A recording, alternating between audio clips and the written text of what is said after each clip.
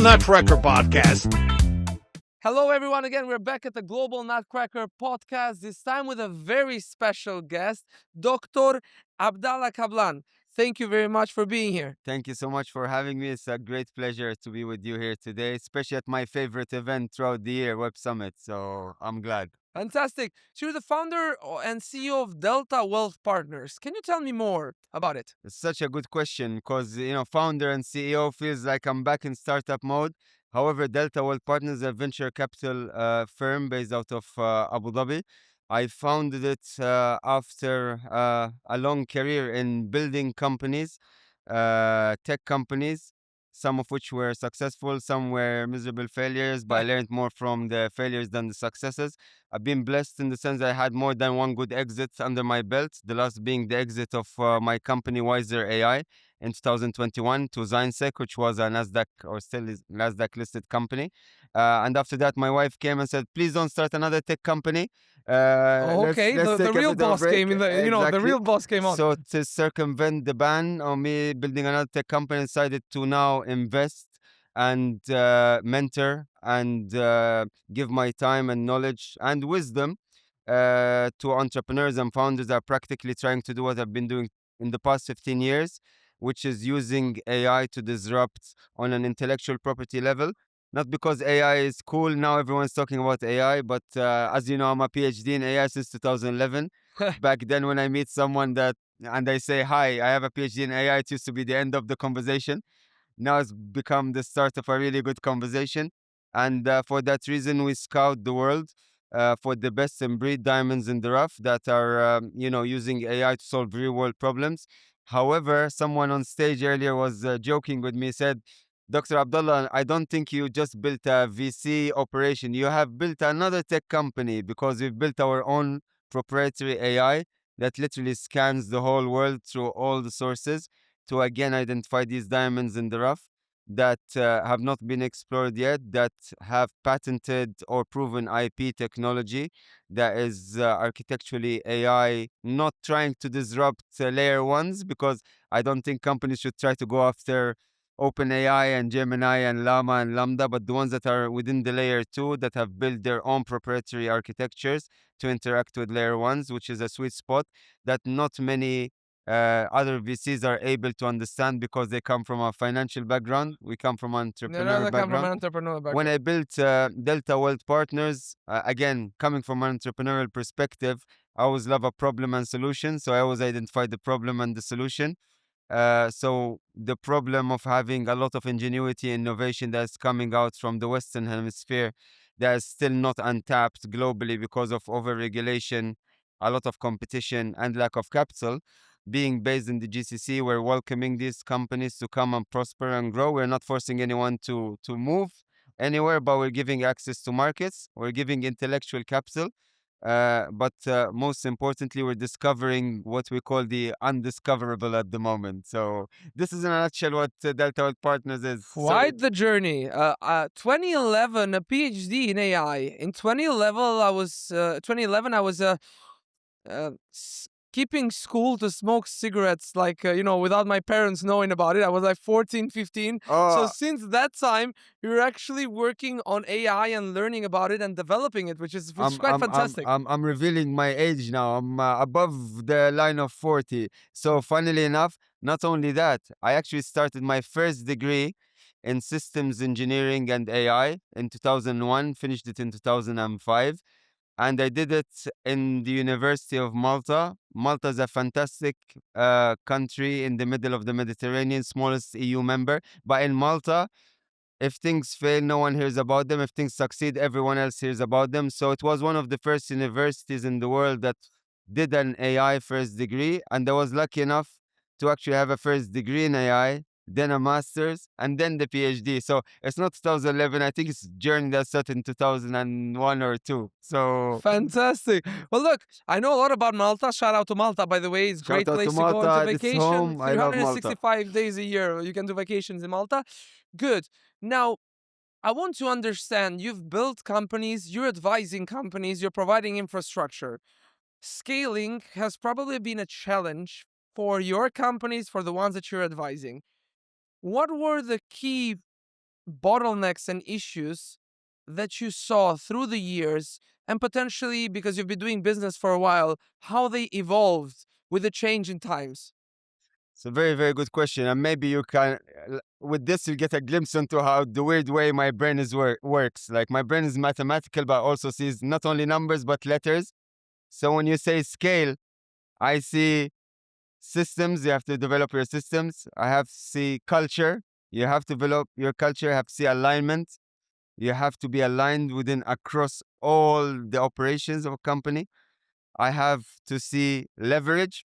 So you have to have leverage that gives you the like against the competition, something that you're way better. And you have to experiment, or sometimes we say guesstimation. You know, you can guess and estimate, so it's like a guesstimation game. But if you manage to have your systems in place from day one, then you'll be able to build. If you manage to nail your culture, then you will be able at the second stage to grow the company because the culture is already there.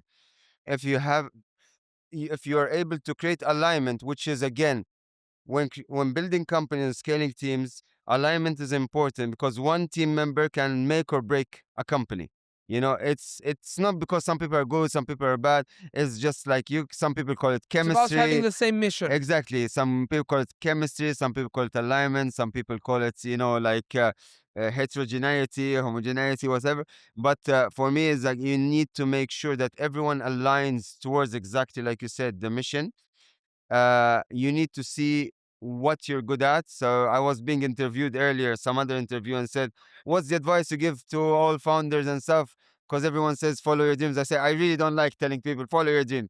I love telling people be the best at what you can do and give it so much time to become the best. If you're not talented, you can still outwork the competition. So that's how you get leverage. You need to have that leverage. You need to find what you are better than the others at. That's the only way to grow. It's like almost a biological organism, you know, it's anti-fragile, you know, like you need to come under stress to be able to get stronger, which is why if we work out, and I don't want to take off my shirt, Oh but no, you know, let's like do a I, competition. I, Let's do it. no, but you know, when you put your body under stress, when you put it under You like get better. certain tension, you get better and you get bigger, right?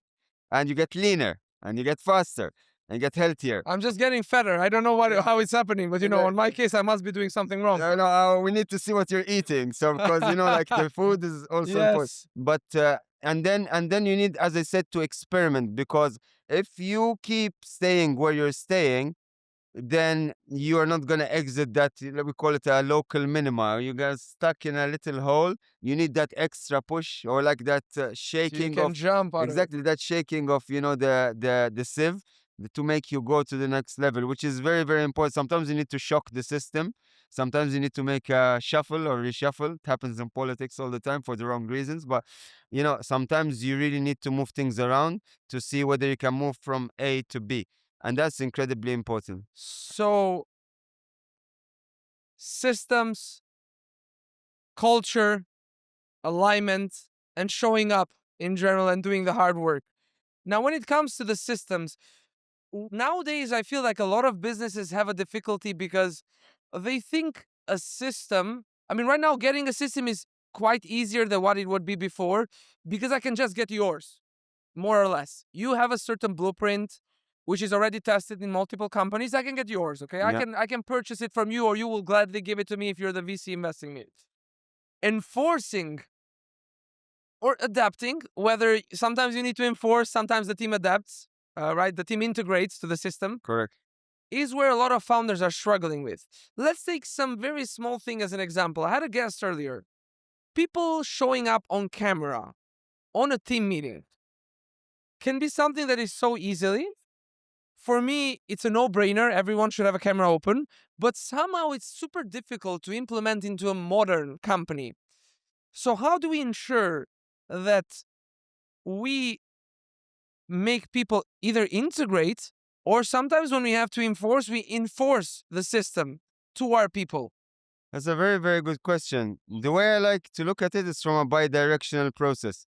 I have to see the end result.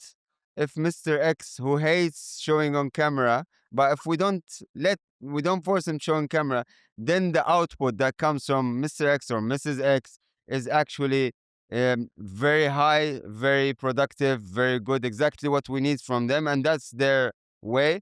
Then enforcing certain things maybe is not the right approach because the output is going to be affected. At the same time, if that input of them not showing camera is going to impact the greater side of the team, because we happen to be a team that are very personal, very introverted, and Mr. X not showing is going to, let's say, misalign them out of the team, then that is not going to be productive. So that's why I say it's bi-directional. If I look at the middle, and if that situation is not going to cause the whole, let's say, team on one side to be affected, and they're fine with it, they understand Mr. or Mrs. X have that certain quirk, but I know that the productivity is incredibly high. And if I mess with that, it's going to decrease the productivity, which will then affect some other things. Then the old adage, sometimes common wisdom and the wisdom of the ancestors is very good. And by the way, my book is called Artificial Wisdom, the next Artificial wisdom. frontier of AI. So common wisdom dictates like if it's not broken, Do don't not fix fix it. it. Yes. And if something is giving me the right maximum output, and if I'm achieving the maximum potential of a certain system mechanism, let's not try Let's to not mess enforce. with it. Let's work with something We have to external. be we have to be logical and rational.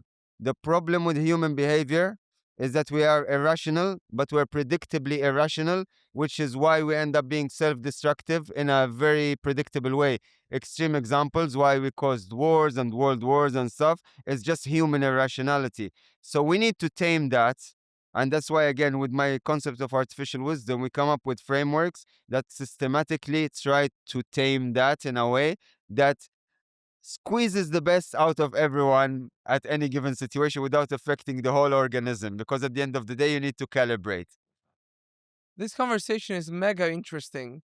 I want us to get into a rapid fire session to close it, Let's go. because this will be what are your main pain points without actually going into breaking them down. So this will be a rapid fire session. 3 words. Key to scaling globally. Only 3 words. Ambition, passion, and putting time. Putting Am- time's 2 words, but you have to put am- the time. Ambition, Passion, passion, and putting time. That's 1 word. We understand where you were going with putting it. time, yeah. What's the weirdest compliance rule you've ever seen? Judging people on where they come from. That is the weirdest. That's the We have compliance systems that fail just because a person happened to have been born in the wrong part of the world. That is moronic, excuse me, but it's so stupid. It's exactly what it is. Last question. Not more from you, but for the companies that you're advising. If money and time was not an object, Oof. where would you want them to expand next? Say again the If question. money and time wasn't an object, so you didn't have to think about money and time, where would be the market that you advise them to attack now? Well, I am incredibly biased. I'm a machine learning guy, and I think like machine learning and the future, like of robotics and machine, the intersection between them is where the future is heading. I don't know for the good or the right reasons, but I have 2 boys, 2 little boys. I know for a fact that 20 years from now, they'll either have a best friend who's a robot, or they'll be leading the human rebellion against the robots in a post-apocalyptic world. It will go either way, so we need to embrace that wisely. I hope scenario number 1, man, because I will not have the energy 20 years from now. I will be fat to chase, actually, robots to chase me or me to chase robots. Exactly, they'll eat us alive. Fantastic. Good. Well, it was a pleasure having you here. I will gladly be reading your I book. would love to I give would you a also signed love copy. if you would, you write something for me. I 100%. probably, maybe. May I write it now? Yes, please. Please. And may I say it out loud? Yes, please. Okay, I'm just gonna stand. Go global, not nuts.